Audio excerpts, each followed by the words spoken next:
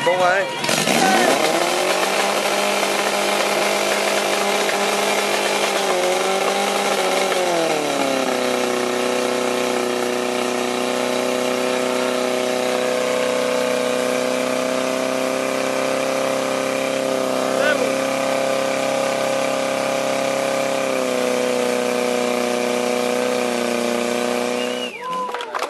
No a celkom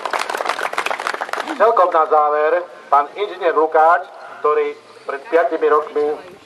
venoval ešte ako prednost stavbodného úradu v Michalovciach tento pekný pohár, ktorého že bude večný, dneska zmenil názor a povedal, súťažné družstvo, ktoré dneska vyhraje, tak si tento pohár môže